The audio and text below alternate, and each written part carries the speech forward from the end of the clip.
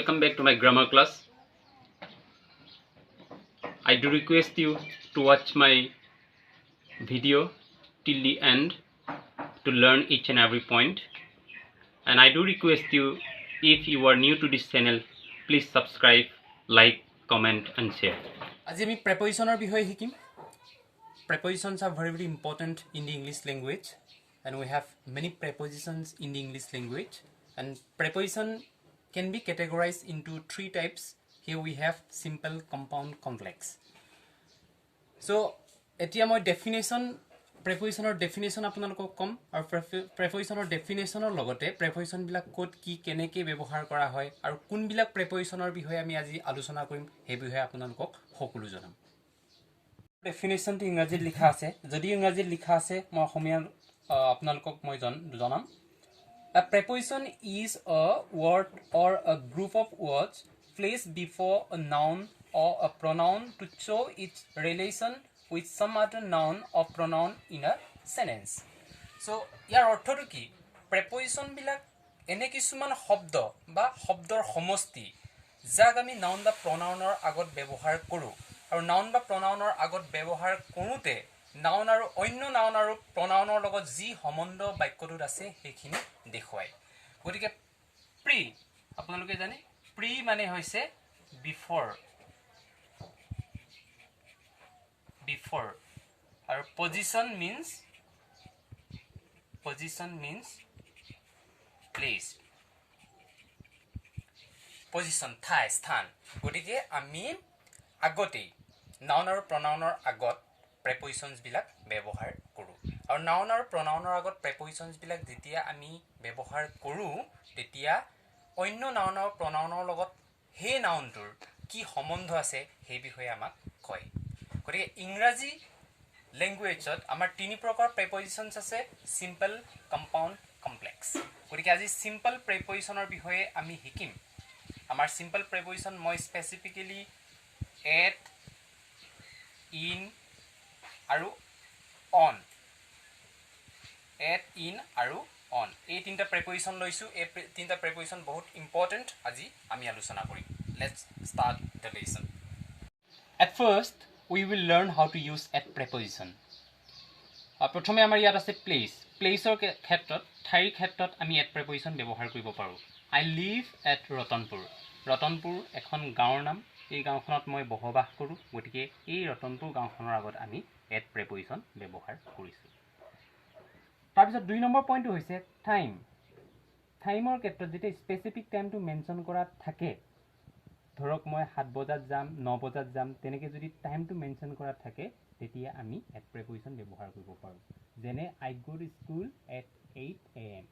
8 বজাটো specifically নিৰ্দিষ্টকৈ ইয়াত mention কৰা আছে. গতিকে টাইমৰ আগত আমি at preposition ব্যৱহাৰ কৰিছোঁ. So 3 নম্বৰ পইণ্টটো হৈছে when you talk about direction, যেতিয়া আমি দিশৰ বিষয়ে ক'ম, ডিৰেকশ্যনৰ বিষয়ে ক'ম, তেতিয়াও আমি at preposition ব্যৱহাৰ কৰিব পাৰোঁ. Look at the sky. আকাশলৈ চোৱা. গতিকে এটা ডিৰেকশ্যনৰ কথা কৈছে, আকাশলৈ চাওঁ, আকাশৰ পিনে চাব কৈছে, গতিকে ডিৰেকশ্যনৰ কথা কৈছে, তাতো আমি at preposition ব্যৱহাৰ কৰিব পাৰোঁ. অকুপেশ্যন মানে হৈছে বৃত্তি. বৃত্তিৰ ক্ষেত্ৰতো আমি অকুপেশ্যনৰ ক্ষেত্ৰতো আমি at preposition ব্যৱহাৰ কৰিব পাৰোঁ. I am always at your service. মই সদায় আপোনাৰ সেৱাত. গতিকে at your service আপোনাৰ সেৱাত এটা অকুপেশ্যনৰ কথা কৈছে, গতিকে তেতিয়াও আমি at preposition ব্যৱহাৰ কৰিব পাৰোঁ. ভেলিউ মানে হৈছে দাম. মই অসমীয়াত লিখি দিছোঁ আপোনালোকক, দাম, ভেলিউ. যেতিয়া আমি কিবা এটা বস্তুৰ কিবা এটা দাম ইমান বুলি কওঁ, তাৰ আগত আমি at preposition ব্যৱহাৰ কৰোঁ. যেনে rice sells at 20 rupees a kilo. 1 kilogram চাউল আমি 20 টকাত বিক্ৰী কৰোঁ. গতিকে at 20 rupees. গতিকে সেইটো দামৰ কথা কৈছে, গতিকে ইয়াতো আমি at preposition ব্যৱহাৰ কৰিব পাৰোঁ. তাৰপিছত যেতিয়া আমি ডিপেণ্ডেঞ্চ, নিৰ্ভৰ, যেতিয়া আমি কিবা এটাৰ ওপৰত কিবা এটা নিৰ্ভৰ কৰোঁ তেতিয়াও আমি at preposition ব্যৱহাৰ কৰিব পাৰোঁ. For example, I live at Ratanpur at my own expense. মই ৰতনপুৰত মই নিজেই নিজৰ খৰচেৰে মই থাকোঁ বা বসবাস কৰোঁ. গতিকে যদি তেনেকুৱা ডিপেণ্ডেঞ্চ হয়, নিজে কাৰোবাৰ ওপৰত নিৰ্ভৰ হয়, মই মোৰ ইয়াত নিজে নিজৰ ওপৰত নিৰ্ভৰ বুলি দিছোঁ, বা কোনোবাই কোনোবাৰ ওপৰত যদি নিৰ্ভৰ হয় তাৰ আগতো আমি at preposition ব্যৱহাৰ কৰিব পাৰোঁ. গতিকে place, time, direction, occupation, value, dependence এই ছটা বেছিক কাৰণত আমি এট প্ৰেপজিশ্যন ব্যৱহাৰ কৰিব পাৰোঁ গতিকে আশা কৰোঁ আপোনালোকে আটাইখিনি পইণ্ট বুজি পাইছে এতিয়া আমি শিকিম ইন প্ৰেপজিশ্যনৰ ব্যৱহাৰ গতিকে ইন প্ৰেপজিশ্যনৰ ব্যৱহাৰ ইয়াত মই বেছিকলি 5টা দিয়া আছে গতিকে আমি আটাইখিনি শিকিম এতিয়া মই আপোনালোকে বুজি পোৱাকৈ I will try to take the simplest way সৰ্বপ্ৰথমে আমাৰ ইয়াত আছে প্লেচ ঠাইৰ ক্ষেত্ৰত ইন প্ৰেপজিশ্যন ব্যৱহাৰ কৰা হয় হি লিভছ ইন লণ্ডন মই অলপ আগতে কৈছিলোঁ যে ঠাইৰ ক্ষেত্ৰত এট প্ৰেপজিশ্যনো ব্যৱহাৰ কৰা হয় কিন্তু ইয়াৰ ডিফাৰেঞ্চটো কি let me show' you right now মই আগতে লিখিছিলোঁ আই লিভ এট ৰতনপুৰ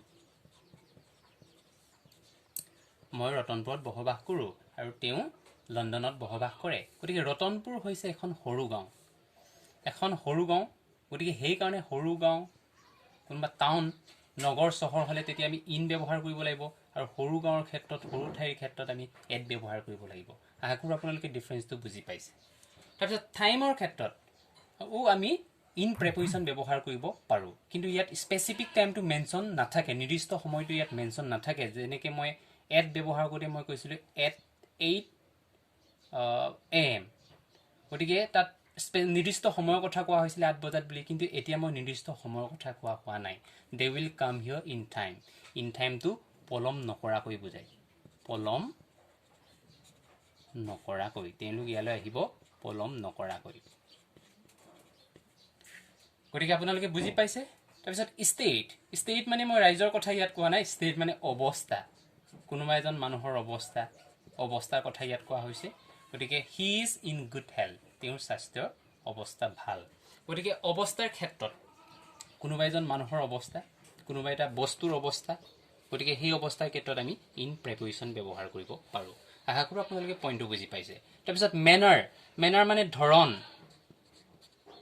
ধৰণৰ ক্ষেত্ৰতো আমি ইন প্ৰেপজিশ্যন ব্যৱহাৰ কৰিব পাৰোঁ for example they went out in a body তেওঁলোকে এটা দলত ওলাই গ'ল গতিকে ইন আ বডি এটা দলত কেনেকৈ ওলাই গ'ল ইন আ বডি এটা দলত ওলাই গৈছে মানে জুম বান্ধি ওলাই গৈছে গতিকে সেই কথাটো আপোনালোকে বুজি পাইছে so' let me move to the next point the last point here we have is inside কিবা এটা বস্তু ভিতৰত থকা বুজাবলৈ তেতিয়া আমি ইন প্ৰেপজিশ্যন ব্যৱহাৰ কৰিব পাৰোঁ for example India is situated in Asia কিছুমান মানুহে এছিয়া বুলি প্ৰনাউন্স কৰে মই কিন্তু এছিয়া প্ৰনাউন্স কৰোঁ কিন্তু ছেইম হয় what I am trying to say is that Asia হৈছে এখন কণ্টিনেণ্ট আৰু এই এছিয়া কণ্টিনেণ্টৰ ভিতৰত আমাৰ ইণ্ডিয়া আমাৰ কাণ্ট্ৰি আছে অৱস্থিত ছিটুৱেটেড গতিকে এছিয়াৰ ভিতৰত গতিকে তাৰ আগত আমি ইন ব্যৱহাৰ কৰিছোঁ এছিয়াৰ ভিতৰত আছে গতিকে কিবা এটা বস্তু ইনচাইড ভিতৰত থকা বুজাবলৈ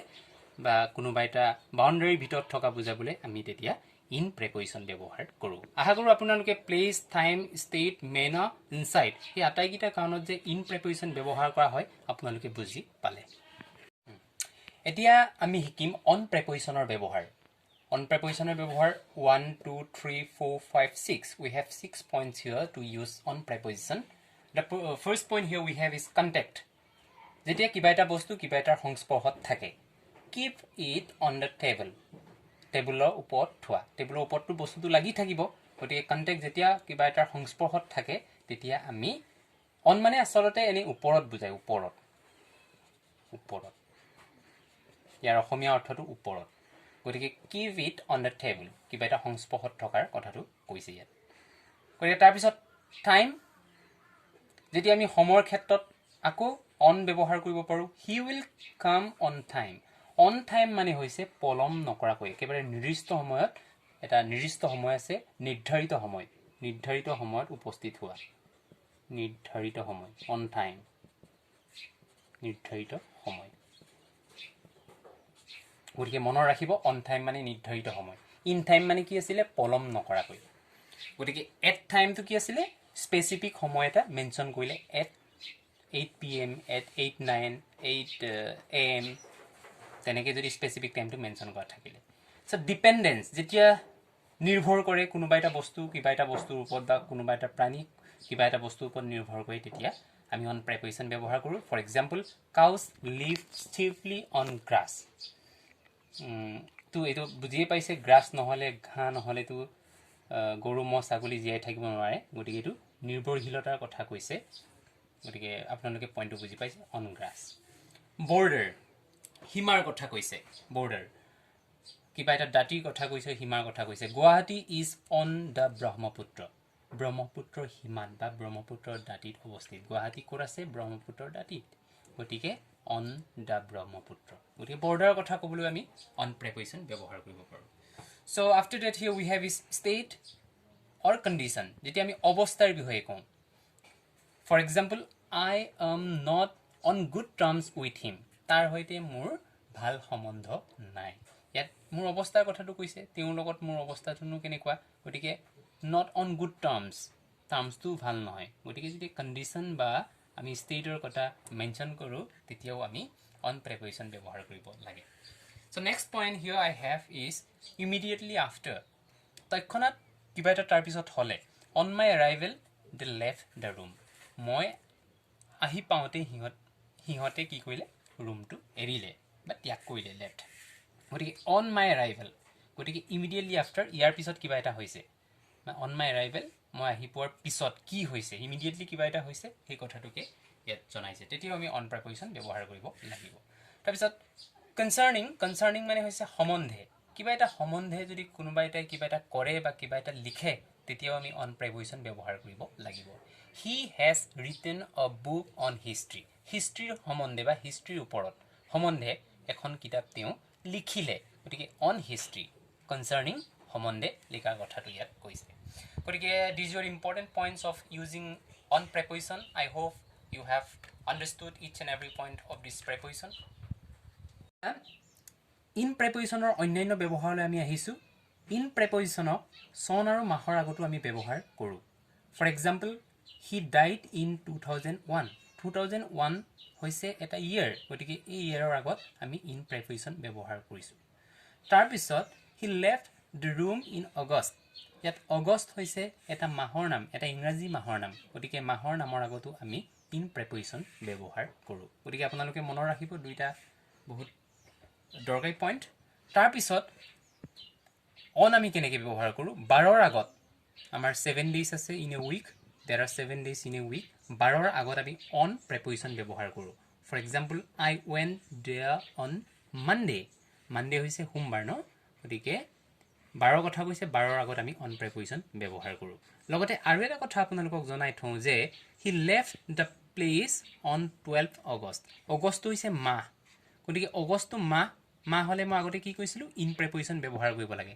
কিন্তু সেই মাহৰ নিৰ্দিষ্ট ডেটটো মেনশ্যন থাকিলে আমি অন প্ৰেপজিশ্যনে ব্যৱহাৰ কৰিব লাগে আশা কৰোঁ আপোনালোকে আটাইখিনি পইণ্ট ধুনীয়াকৈ